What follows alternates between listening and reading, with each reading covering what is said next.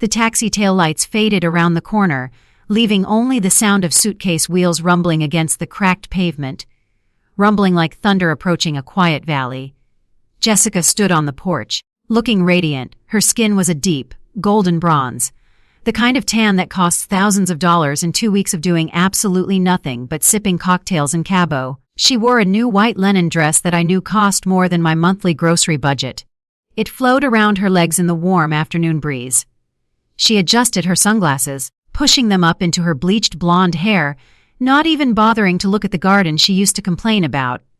She just wanted to get inside, drop her laundry for me to wash, scream about the humidity, and sleep for 12 hours.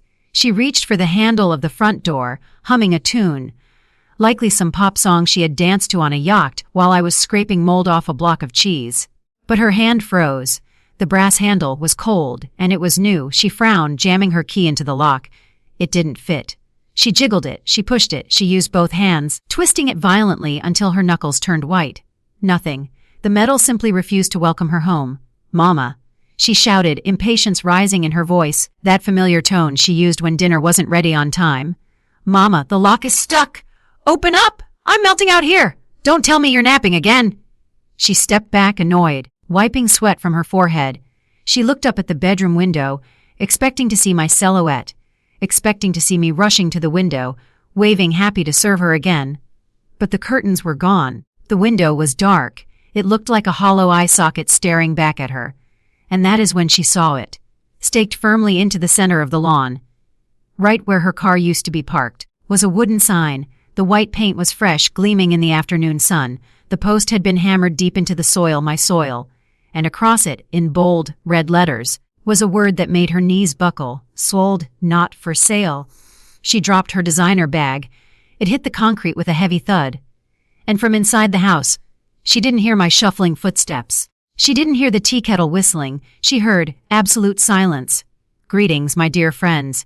Before we open the door to this story, a story of how a mother's love finally turned into a judge's gavel, I ask for a small kindness. Please subscribe to the channel and press that like button.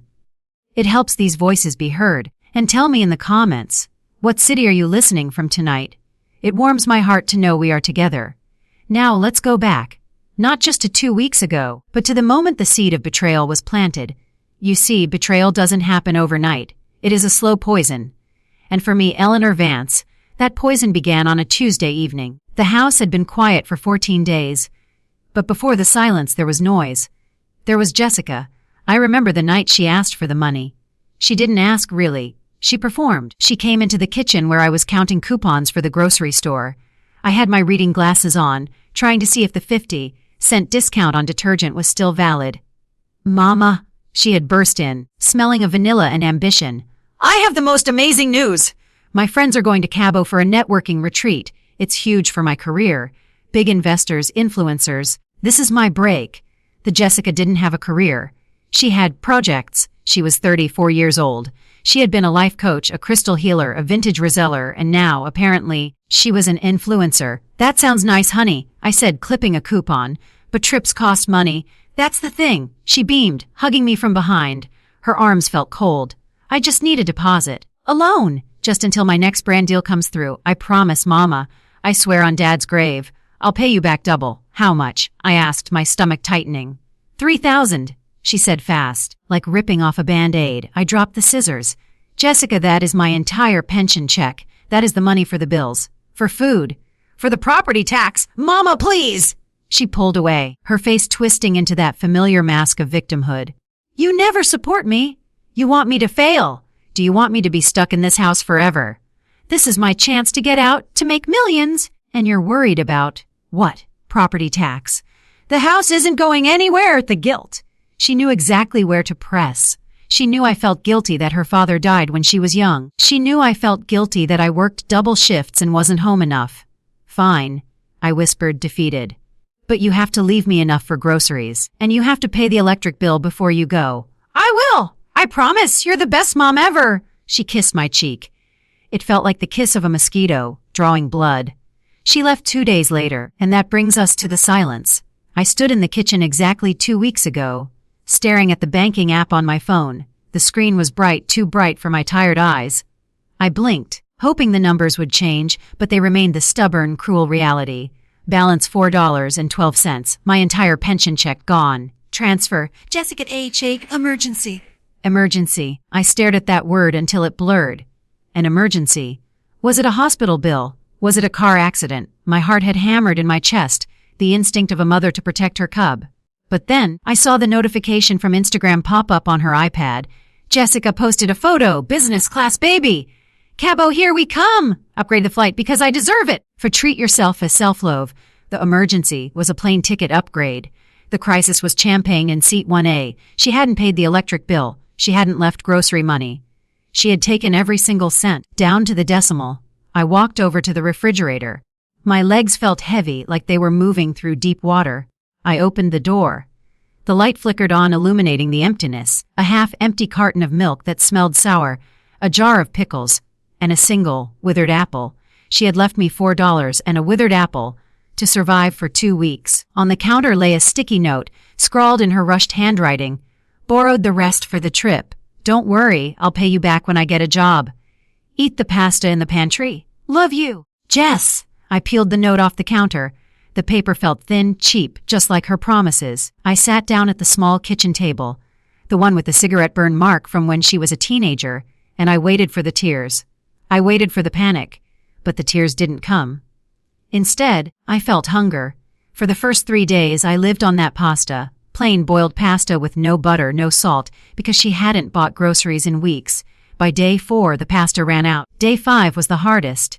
My stomach wasn't just growling, it was cramping. A sharp, twisting pain that made me double over while I was trying to clean the house. I drank water, gallons of tap water to fill the void. But water doesn't stop the shaking. I looked out the window and saw my neighbor Mrs. Gable watering her roses. Mrs. Gable was a nosy woman. She knew everything that happened on this street. I thought about going out there. I thought about asking her for a loaf of bread. But then I imagined the look in her eyes, the pity, the gossip. Did you hear about Eleanor? Her daughter went to Mexico and left her starving. What a bad mother she must be to raise such a child. A pride is a funny thing. It can keep you standing tall even when you are fainting from hunger. I pulled the curtains shut. I wouldn't beg. Not yet. I walked into the living room. It was filled with things, expensive things. Not mine. Of course mine were old. My chair was fraying. My TV was small. But Jessica had turned our living room into a showroom. She had a 60-inch screen mounted on the wall. She had a gaming console she never played. She had designer handbags thrown carelessly on the floor. I looked at a Gucci bag she had bought last month. It was lying next to the dog bed. Mama, it's an investment, she had told me. My stomach cramped again. I picked up the bag. It was heavy with brass buckles. It smelled of leather and selfishness. An investment, I whispered. I put on my shoes. I felt dizzy as I bent down to tie the laces. I walked 4 blocks to the pawn shop on 5th Street. The heat was oppressive. Every step felt like lifting a lead weight. The bell on the door jingled as I walked in. The pawn shop smelled of stale smoke and broken dreams. The man behind the counter, a grumpy fellow named Earl with grease stains on his shirt, looked at me, then at the bag. Help you'd. I need to sell this, I said, placing the bag on the glass counter. My hands were shaking. Earl picked it up. He opened it. He sniffed it. It's real, he muttered. Sounding surprised, he looked at me. An old woman in a worn-out coat holding a $2,000 bag. Stolen. No, I said, straightening my back. My daughter left it behind. $300, he said, tossing it back on the counter. It cost $2,000, I said, my voice trembling. Not from bargaining, but from shame. Shame that I, Eleanor Vance, who had worked for 40 years as a nurse, was standing here haggling for lunch money. Market's flooded, lady. $3.50. Take it or leave it. I looked at the bag. I thought about the lobster Jessica was probably eating right now. Take it, I said. He counted out the bills. Dirty, crumpled $20 bills. I walked to the grocery store. I didn't buy bread. I didn't buy ramen noodles. I bought a steak, a thick ribeye steak. I bought a bottle of red wine Cabernet, the kind I used to drink with my husband on our anniversary. I bought fresh strawberries. I bought expensive French cheese. I went home. I cooked the steak. The smell of sizzling meat filled the empty, silent house. I sat in the dark living room, lit only by a single candle. I ate slowly. Every bite was a revelation. It wasn't just food. It was fuel. Fuel for the fire that was starting to burn in my belly. I pulled out my phone and looked at Jessica's Instagram again. Another photo. She was on a boat holding a glass of champagne. Caption, living my best life. Mom would freak if she saw the bill. Lol. Face sorry not sorry. She was mocking me. She was eating lobster on my pension, while laughing at the woman she left to starve. That was the moment the sadness died, and the ice took over. I finished the wine. I placed the glass on the table. I stood up. I didn't go to the pantry. I went to the hallway closet, the one she never opened because it smelled of old people. I reached to the top shelf and pulled down a heavy, metal box. My husband, God rest his soul, had told me to never open it unless the world was ending. Eleanor, he used to say, this is the deed. This is the land. This is your freedom. If you ever need to run, this is your ticket. I blew the dust off the lid. Jessica thought she owned this house. In her mind, she was just waiting for me to expire. She had already talked about knocking down the wall between the kitchen and the living room. When you're gone, Mama, I'm going to make this place modern, she had said once, casually, while eating a sandwich I made her. I opened the box. The deed was yellowed, but the legal description was clear. Eleanor Vance, sole owner. I took the paper to the living room and picked up the phone. I didn't call the police. I didn't call my sister. I dialed the number of Mr. Henderson. He was a real estate developer who had been sending me letters for 5 years. Aggressive letters. Letters offering cash. Fast closing. No inspections. The phone rang twice. Henderson Development. A gruff voice answered. Mr. Henderson, I said. My voice didn't shake. It was steady, like a stone dropping into a well. This is Eleanor Vance. You sent me a letter last month about the property on Elm Street. Mrs. Vance! His tone changed instantly. I could hear him sitting up in his chair. Yes, I remember the corner lot. Beautiful structure. Have you considered our offer? I have, I said. But I have conditions. Name them? I want to sell. But I need it done in 10 days. Cash. And I need the locks changed the hour the papers are signed. I want nothing left behind. No estate sale. No sorting through the attic. I walk out with my suitcase, and you take the rest. There was a pause on the line, a pause of disbelief. 10 days. Mrs. Vance, that's incredibly fast. Usually, there are inspections, title searches, and what about the furniture? I will lower the asking price by $20,000 if you can close in 10 days. I interrupted. Do we have a deal? I could practically hear the calculator clicking in his brain. 20,000 discount for a week of speed. It was a shark's dream. I'll be there tomorrow morning at 900 a.m., he said. The next morning, Mr. Henderson arrived. He was a short man in a suit that was too tight, smelling of cologne and money. He walked through the house, tapping on the walls, checking the floors. When we got to Jessica's room, I hesitated. I opened the door. Mr. Henderson whistled. Lot of stuff in here. Nice stuff. You sure you don't want to keep any of this? I looked at the mess. The clothes on the floor, the half-drunk coffee cups molding on the nightstand, the shrine to her own vanity. No, I said. It's all trash. He looked at me, confused, but he nodded. Okay. Trash it is. The next 8 days were a blur of quiet, efficient destruction. I didn't pack everything, I only packed what mattered to me. I went to my bedroom. I took my photo albums, but I stopped at the year 2010, the year Jessica dropped out of college and moved back in, for a few months, that turned into 10 years. I left the later albums. I didn't need memories of her sulking on the couch. I took my jewelry. The modest pieces my husband had bought me. I took the urn with my husband's ashes. We're going on an adventure. Harold, I whispered to the urn. You always wanted to see the ocean. On the night before the closing, the house was silent.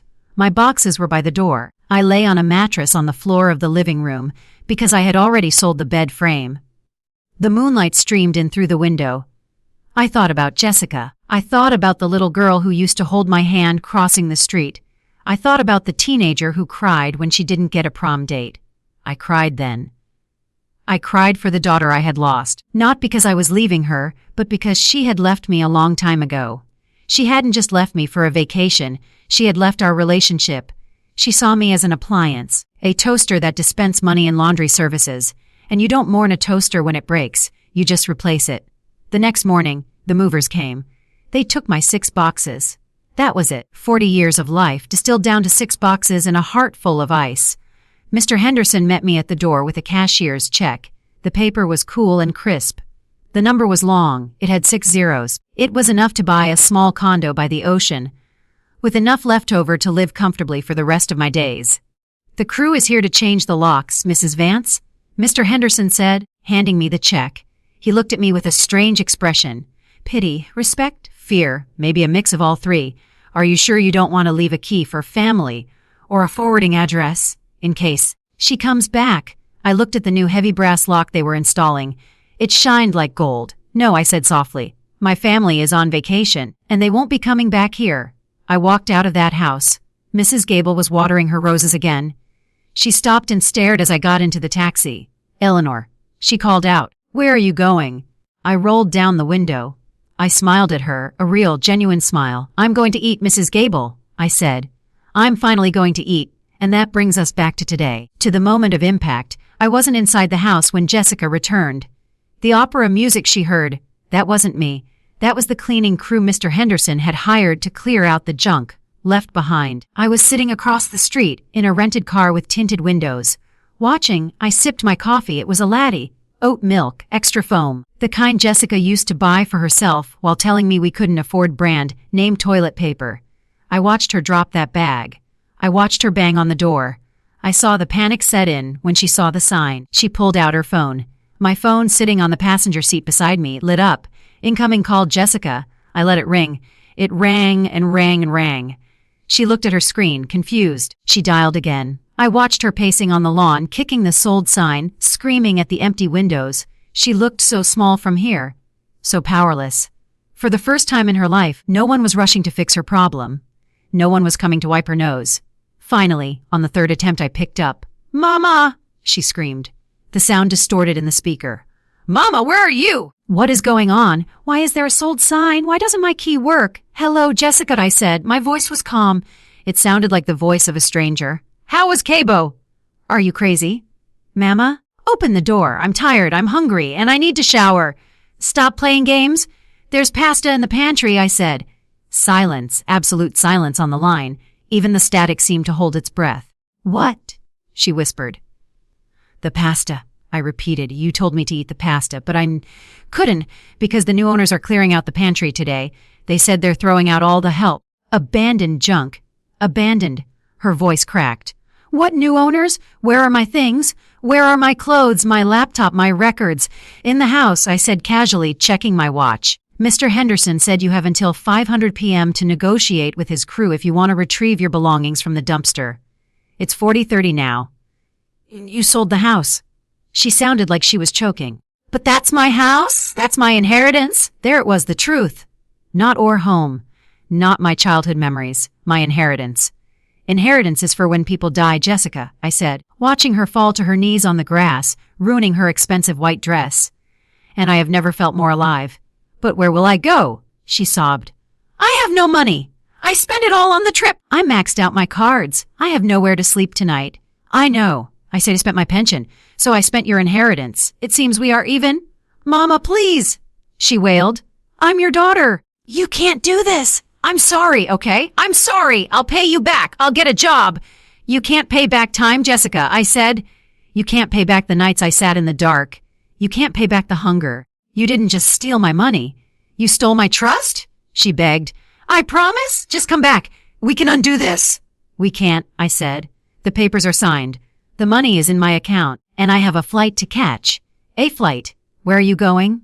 Somewhere warm, I said. Somewhere with room service. I felt a single tear roll down my cheek. It wasn't a tear of regret. It was a tear of relief. It was the final drop of the mother I used to be. Goodbye, Jessica. Mama. No, don't hang up. Mama. I ended the call. I put the car in gear. I saw her throwing herself against the door, pounding on the wood. But the wood was solid.